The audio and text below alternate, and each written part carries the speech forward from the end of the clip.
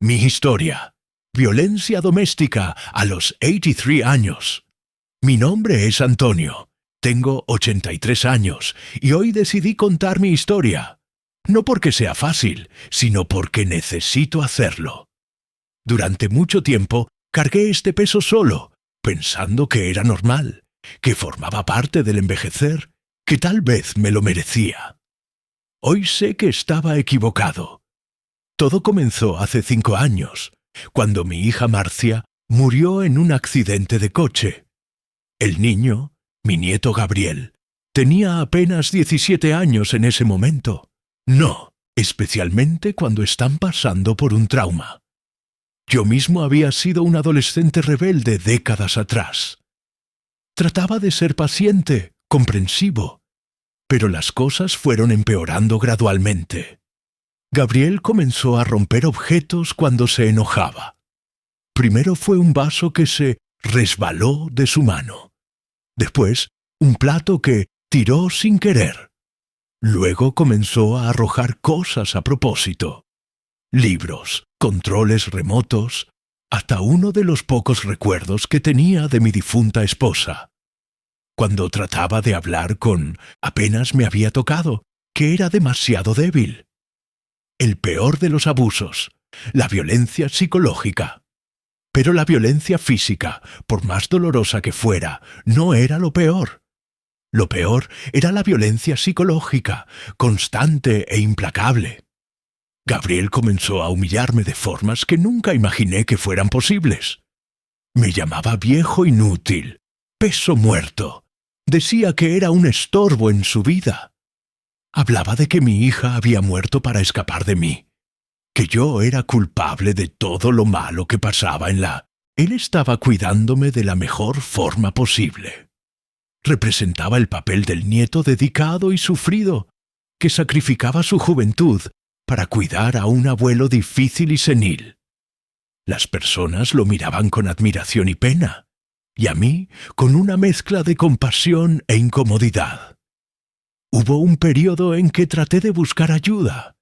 Fui hasta la comisaría más cercana, pero cuando comencé a explicar la situación, el policía me miró con escepticismo. ¿Su nieto lo golpea?, preguntó, y cuando respondí que sí, tendría un momento de claridad. Pero en vez de eso, dijo: «Levántate de ahí, viejo. Deja de fingir que te lastimaste». Cuando vio que realmente estaba sangrando, se irritó, como si lo hubiera hecho a propósito para complicarle la vida. Fue en ese momento que algo cambió dentro de mí.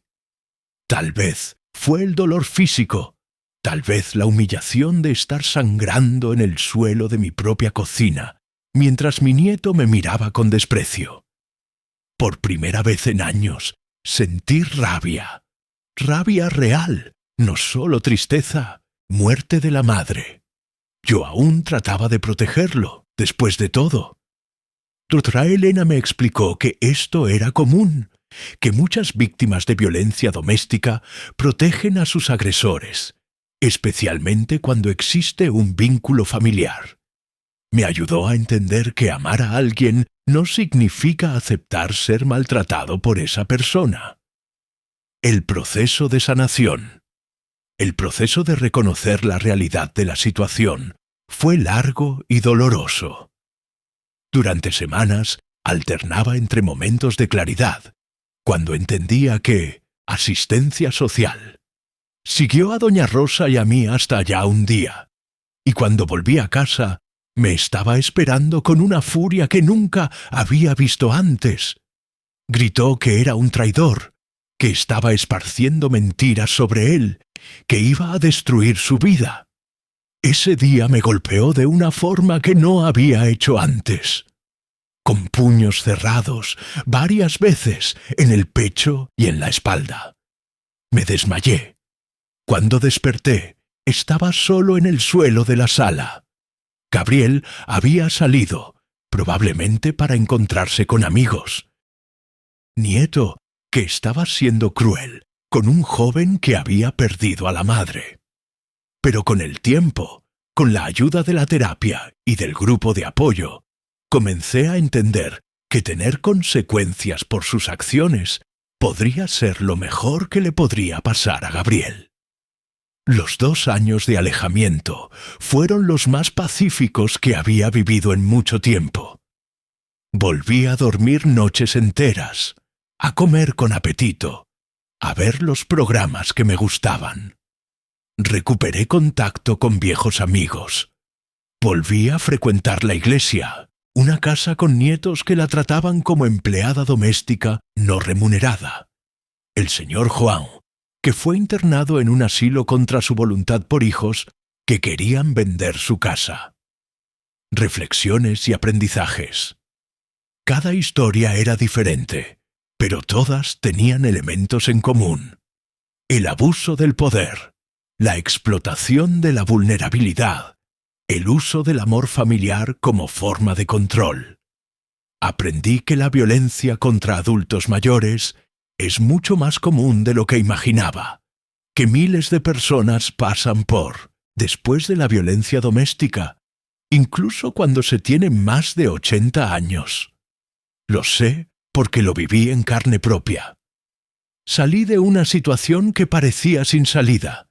Reconstruí mi vida en un momento en que pensaba que era demasiado tarde para cualquier nuevo comienzo.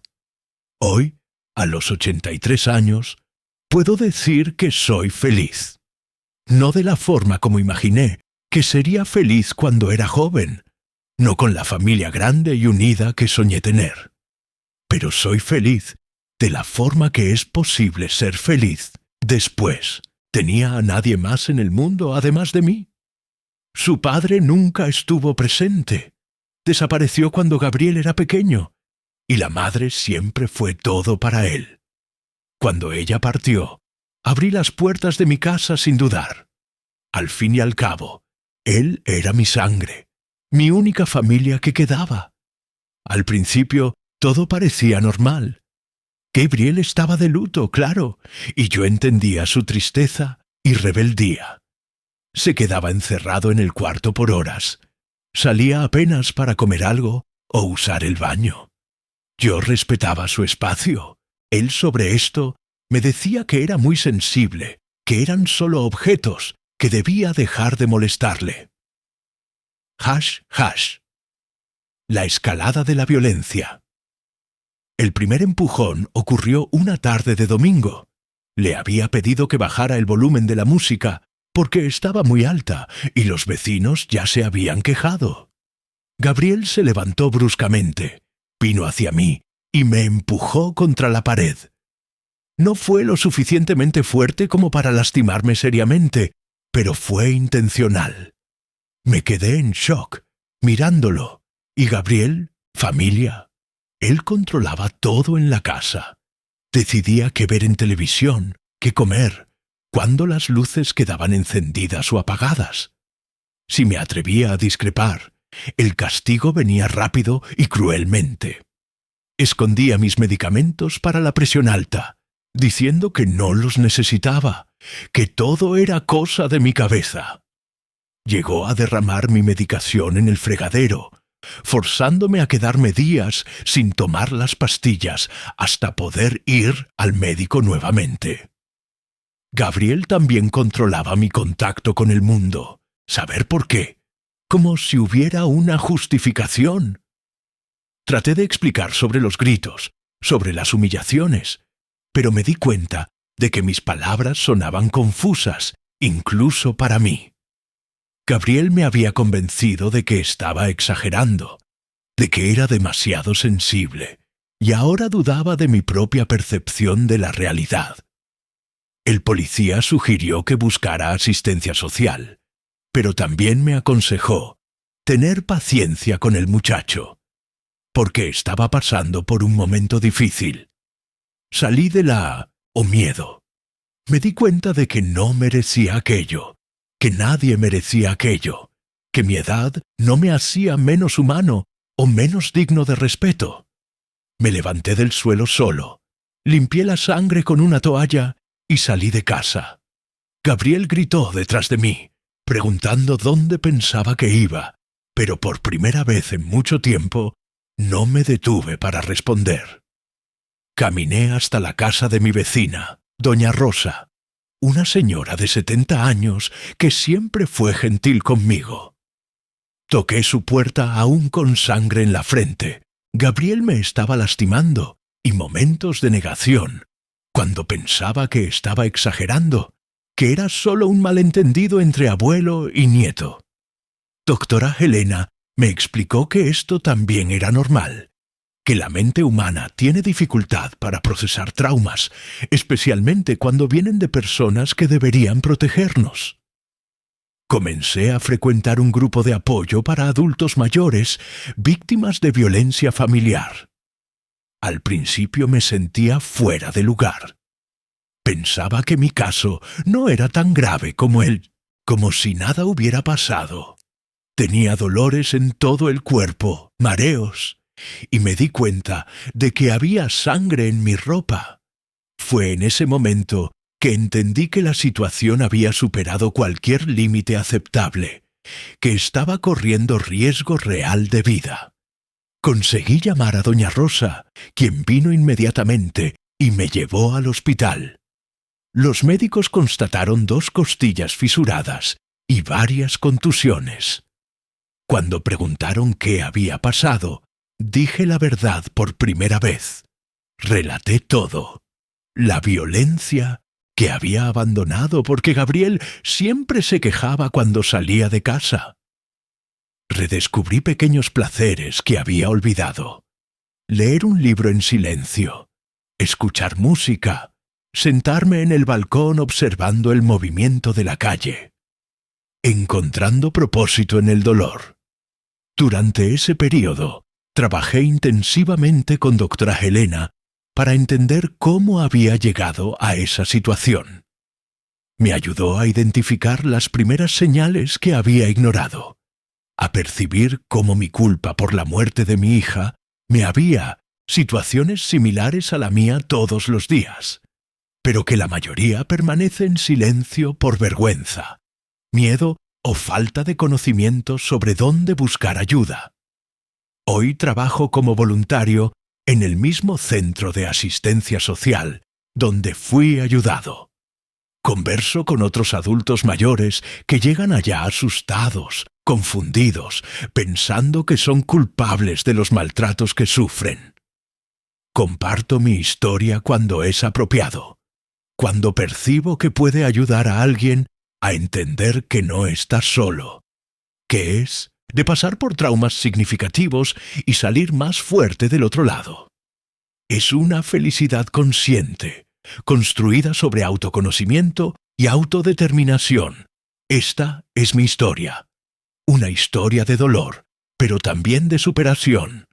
Una historia de silencio, pero también de encontrar mi voz. Una historia de soledad, pero también de descubrir que no estoy solo en el mundo. La comparto no porque sea fácil revivir estos recuerdos, sino porque creo que puede hacer diferencia en la vida de alguien que dejaba comida en la puerta del cuarto, trataba de conversar cuando él lo permitía. Pensé que con el tiempo se recuperaría de la pérdida. Yo también estaba sufriendo, pero me concentré en cuidarlo, en ser el abuelo que él necesitaba en ese momento difícil. Los primeros signos, las primeras señales comenzaron sutiles. Gabriel dejó de ir a la escuela con frecuencia. Cuando la directora llamaba, él se enfurecía conmigo, como si fuera mi culpa. ¿Por qué no dijiste que estaba enfermo? Gritaba. Y Aida simplemente dijo, «Perdón, abuelo, no quería, estoy estresado». Acepté la disculpa, pensando que había sido un impulso, un momento de rabia que no se repetiría. Se repitió, y comenzó a intensificarse. Gabriel descubrió que le tenía miedo, y eso lo cambió todo. Era como si hubiera encontrado una herramienta poderosa y decidiera usarla siempre que quería algo. ¿Quería dinero? Me empujaba o gritaba hasta que se lo daba. Quería que mintiera a la escuela. Amenazaba con romper mis objetos, exterior. Atendía el teléfono y les decía a mis pocos amigos que no estaba bien, que no quería hablar con nadie. Interceptaba correspondencia, especialmente aquella que podría ser importante, como cuentas del médico o beneficios de la jubilación. Cuando preguntaba sobre cartas que debería haber recibido, decía que no había llegado nada, que estaba confundiendo las cosas, que mi memoria estaba fallando. La estrategia más cruel era usar la memoria de mi hija contra mí. Siempre que trataba de, comisaría sintiéndome más pequeño que cuando entré. Gabriel se dio cuenta de que había salido de casa por mucho tiempo, y cuando llegué, me interrogó sobre dónde había ido. Mentí, dije que había ido a la farmacia, pero no me creyó. Esa noche escondió todos los zapatos de la casa, forzándome a quedarme descalzo por 3 días. El punto de quiebre. La situación llegó al límite una tarde de jueves. Había comprado pan en la panadería, como siempre hacía, y cuando llegué a casa, Gabriel estaba temblando. El despertar y la recuperación doña Rosa me recibió con cariño y preocupación. Limpió mi herida, me dio té, y por primera vez en años, alguien me trató con la dignidad que había olvidado que merecía. Cuando preguntó qué había pasado, comencé a llorar. No podía formar palabras, solo lloraba como un niño. Ella no insistió para que hablara, solo se quedó ahí conmigo, ofreciendo su presencia silenciosa. Fue doña Rosa quien me animó a buscar ayuda profesional. Me llevó a un centro de los otros. Había señores que habían sido golpeados brutalmente, señoras que habían tenido sus bienes robados por hijos adictos a las drogas. Comparado con ellos, pensaba que me estaba quejando de poca cosa, pero con el tiempo aprendí que la violencia no es una competencia, que todo sufrimiento es válido, que toda víctima merece ser escuchada y ayudada. Una de las cosas más difíciles fue aceptar que Gabriel sabía exactamente lo que estaba haciendo. Durante mucho tiempo me aferré a la idea de física, los abusos psicológicos, el control, la humillación. El médico me explicó que era obligatorio hacer una denuncia en casos como el mío. La nueva vida. El proceso legal fue difícil y doloroso. Gabriel negó todo. Dijo que estaba confundido, que tenía problemas de memoria, que me había caído solo. Lloró frente al juez. Interpretó el papel del nieto dedicado que estaba siendo injustamente acusado por un abuelo senil. Por momentos, casi le creí. Casi retiré la denuncia. Pero doctora Helena me vuelto vulnerable a la manipulación de Gabriel. Aprendí sobre dinámicas de poder en relaciones abusivas, sobre cómo el aislamiento es una herramienta de los agresores, sobre cómo el amor puede ser usado como arma. También aprendí a perdonarme a mí mismo. Durante mucho tiempo me culpé por haber permitido que la situación llegara a ese punto, por no haber reaccionado antes, por haber sido débil. Doctora Helena me explicó que las víctimas de violencia doméstica no son débiles. Son personas que posible buscar ayuda y reconstruir la vida. Es extraño cómo, a los 83 años, me siento más joven y libre de lo que me sentía hace 5 años. La violencia me había envejecido prematuramente. Me había encorvado no solo físicamente, sino emocionalmente. Ahora camino erguido nuevamente.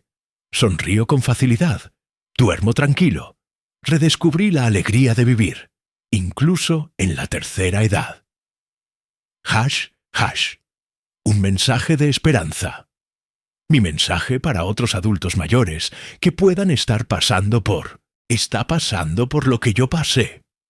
Si eres un adulto mayor sufriendo violencia doméstica, sepa que importas, que mereces ser tratado con dignidad que existe ayuda disponible. Si conoces a un adulto mayor que puede estar en esta situación, no cierres los ojos.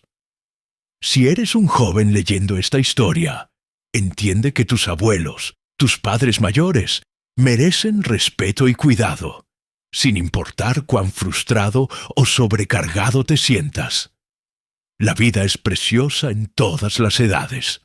La dignidad humana no tiene. Yo, queriendo evitar conflictos, terminaba mintiendo a la escuela. Decía que había tenido fiebre, problemas estomacales, cualquier cosa para justificar las faltas.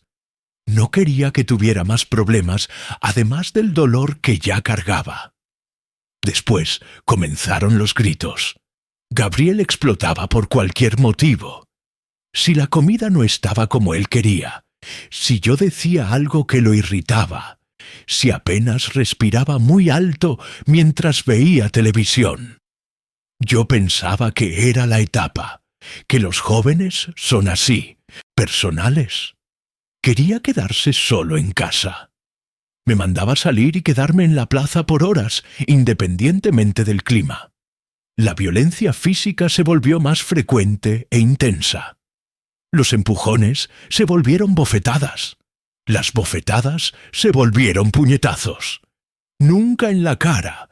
Gabriel era demasiado inteligente para eso. Siempre en el cuerpo, donde las marcas quedaban escondidas por la ropa. Sabía exactamente lo que estaba haciendo. Cuando lloraba o me quejaba, decía que estaba exagerando, que establecer algún límite o confrontarlo. Gabriel decía cosas como, «Mamá se avergonzaría de ti», o «Por eso mamá murió, para no tener que aguantarte». Sabía que esas palabras me destrozaban por dentro, que me quedaría paralizado de dolor y culpa. Y me quedaba. Cada vez más creía que tal vez él tenía razón, que realmente era un pésimo padre y abuelo. La búsqueda de ayuda. Los vecinos a veces oían los gritos, pero Gabriel siempre conseguía convencerlos de que yo estaba teniendo episodios, que, furioso porque no había traído el tipo de pan que él quería. Comencé a explicar que no había especificado cuál tipo, que siempre compraba el mismo pan desde hacía años, pero él no quería escuchar. Me empujó con tanta fuerza que caí al suelo de la cocina. Esta vez fue diferente. Me golpeé la cabeza en el borde de la mesa y comencé a sangrar. Gabriel se quedó parado, mirándome caído en el suelo, sangrando, y por un momento pensé que finalmente se daría cuenta de lo que estaba haciendo. ¿Qué? Asistencia social especializado en adultos mayores, un lugar que ni sabía que existía. Allí, una psicóloga llamada doctora Helena me recibió con paciencia y gentileza. Por primera vez, alguien me explicó que lo que me estaba pasando tenía nombre: violencia doméstica contra el adulto mayor. Que no era mi culpa, que no me lo merecía, que Gabriel estaba cometiendo delitos contra mí. Al principio, resistí la idea de que Gabriel fuera realmente violento. Era solo un joven perdido, traumatizado por la AME, que estaba solo confundido, perdido, que no entendía el mal que me causaba. Pero la realidad era que Gabriel había elegido tratarme de esa forma. Era cariñoso y educado con otras personas, con los vecinos, con los empleados de la escuela, con los pocos amigos que aún tenía. La violencia estaba reservada exclusivamente para mí, porque sabía que no reaccionaría, que siempre lo perdonaría. La decisión más difícil. El punto de inflexión llegó cuando Gabriel descubrió que estaba yendo al centro de... Ayudó a mantenerme firme. Me recordó las fotografías que doña Rosa había tomado de mis golpes, los informes médicos, el historial de llamadas a la policía hechas por los vecinos por los gritos. Había evidencias, había testigos. No estaba loco, no estaba inventando nada. Gabriel fue condenado y tuvo que alejarse de mí por 2 años. También fue obligado a hacer seguimiento psicológico y terapia para control de la ira. Inicialmente me sentí culpable.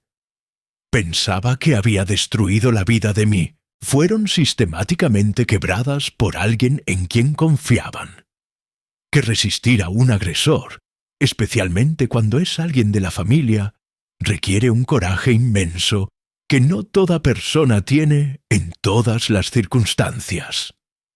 El grupo de apoyo fue fundamental para mi recuperación. Escuchar historias de otros adultos mayores que pasaron por situaciones similares me ayudó a entender que no estaba solo. Estaba el señor Miguel, que fue abusado financieramente por la hija, la SRA. Carmen, que vivía en Mindusran. Situaciones similares es simple. No están solos, no merecen ser maltratados y nunca es demasiado tarde para buscar ayuda. No importa si el agresor es hijo, nieto, nuera o cualquier otro familiar. No importa si dependen financieramente de esa persona. No importa si aman a esa persona. El amor no justifica la violencia. La familia no justifica el abuso. Existen recursos disponibles. Existen personas entrenadas para ayudar. Existe legislación que protege a los adultos mayores.